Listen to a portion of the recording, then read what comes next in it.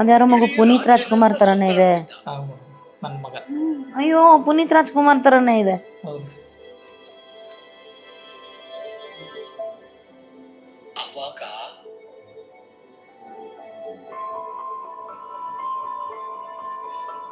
ರಾಜ್ಯದ ಜನಗಳ ಕಷ್ಟಗಳನ್ನು ನೋಡಿ ಎಲ್ರಿಗೂ ಆ ಕಷ್ಟಗಳನ್ನ ಪರಿಹಾರ ಮಾಡ್ಕೊಂಡ್ಬರ್ತಿದ್ದ. ಅವನಷ್ಟೆಲ್ಲ ಮಾಡ್ತಾ ಇದ್ರು ಅದು ಅವರೇ ಅಂತ ಯಾರಿಗೂ ಗೊತ್ತಾಯ್ತಿರ್ಲಿಲ್ಲ. ಸದಾ ನಗು ಮುಖದಲ್ಲೇ ಎಲ್ಲರೂ ಮಾತಾಡ್ತಿದ್ದ, ಪ್ರೀತಿ ಮಾಡ್ತಿದ್ದ. ಜನಗಳಿಗೆ ಆ ರಾಜನ್ ಕಂಡ್ರೆ ತುಂಬಾ ಅಭಿಮಾನ.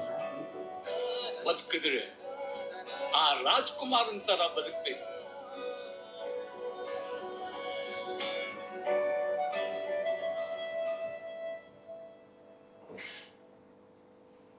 ಚೆನ್ನಾಗಿದೆ. ಟೈಟ್ಲೇ ತುಂಬ ಚೆನ್ನಾಗಿದೆ, ಮಜವಾಗಿದೆ. ಏನು ನಿನ್ನ ಮಗನ ಹೆಸರು? ಶ್ರೀಹರ್ಷ ಅಂತ. ಶ್ರೀಹರ್ಷ. ಹಿಂಗೆ ಆಗ್ತಾನೆ ನೋಡಿ, ಅಪ್ಪು ಸರ್ ಥರನೇ ಆಗ್ತಾನೆ. ಹಂಗೆ ಇದಾನೆ ನೋಡೋಕ್ಕೆ.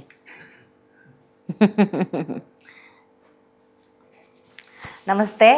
ಈಗ ತಾನೇ ನಾನೊಂದು ಟ್ರೇಲರ್ ನೋಡಿದೆ, ನಾ ಕಂಡ ರಾಜಕುಮಾರ. ಟೈಟಲೇ ತುಂಬ ಚೆನ್ನಾಗಿದೆ. ನೀವು ಅದ್ರ ಶ್ರೀಹರ್ಷ ಫಿಲಮ್ಸ್ ಯೂಟ್ಯೂಬ್ ಚಾನಲ್ನಲ್ಲಿ ಖಂಡಿತ ನೋಡಿ, ನಿಮ್ಗೆ ಇಷ್ಟ ಆಗುತ್ತೆ. ಅದರಲ್ಲಿ ಪುನೀತ್ ಅವರು, ಅಪ್ಪು ಸರ್ ಅವರು ಇನ್ಸ್ಪಿರೇಷನ್ ಅಂತ ನನಗೀಗ ಇವರು ಹೇಳಿದ್ರು, ನಿರ್ದೇಶಕರು ಇವರು. ಸೊ ನನಗೆ ಅಲ್ಲಿ ಒಂದು ಪಾತ್ರ ಬಂತು. ನಾನು ಟ್ರೇಲರ್ ನೋಡ್ತಾ ಇದ್ದ ಒಳಗೇನೆ ಇದು ಯಾರಿದು, ಒಳ್ಳೆ ಅಪ್ಪು ಸರ್ ಇದ್ದಂಗೆ, ಪುನೀತ್ ರಾಜ್ಕುಮಾರ್ ಪುಟ್ಟವರಿದ್ದಾಗ ಹೆಂಗಿದ್ರು ಸೇಮ್ ಥೇಟ್ ಆ ಮಗು ಹಾಗೇ ಇತ್ತು. ನನ್ನ ಮಗ ಮೇಡಮ್ ಇದು ಅಂತ ಹೇಳಿದ್ರು. ಸೊ ಅವನ ಇಟ್ಕೊಂಡು ಕತೆ ಸುತ್ತ ನಡೆಯುತ್ತೆ ಅಂತ ನಾನು ಭಾವಿಸಿದ್ದೀನಿ, ಅಂದ್ಕೊಂಡಿದ್ದೀನಿ. ಒಟ್ಟಿನಲ್ಲಿ ನಮ್ಮ ಪುನೀತ್ ರಾಜ್ಕುಮಾರ್ ಅವರು ಕಣ್ಮರೆ ಆದರೂ ರಾಜಕುಮಾರವೇ, ಮತ್ತು ಅವರು ಎಷ್ಟು ಸಹಾಯ ಇನ್ನೂ ಮಾಡ್ತಾನೇ ಇದ್ದಾರೆ ನಮ್ಮ ಜೊತೆ ಇಲ್ಲದೆ ಅನ್ನೋದು ನಮಗೆಲ್ಲರಿಗೂ ಗೊತ್ತಿದೆ. ಆ ಸಿನಿಮಾ ಬೇಸಿದೆ. ದಯವಿಟ್ಟು ಸಪೋರ್ಟ್ ಮಾಡಿ, ಈ ಸಿನಿಮಾನ ನೋಡಿ. Thank you so much. All the best for the movie. Jayaram Jay ಅವರು ನಿರ್ದೇಶಿಸಿರುವಂಥ ನಾ ಕಂಡ ರಾಜಕುಮಾರ ಇದೇ ಮಾರ್ಚ್ 17ಕ್ಕೆ ರಿಲೀಸ್ ಆಗ್ತಾ ಇದೆ. ಎಲ್ಲರೂ ಸಿನಿಮಾ ನೋಡಬೇಕು, ಬೆಂಬಲಿಸಬೇಕು, ಸಪೋರ್ಟ್ ಮಾಡಬೇಕು ಅಂತ ನನ್ನ ಕಡೆಯಿಂದ ಒಂದು ಕೋರಿಕೆ.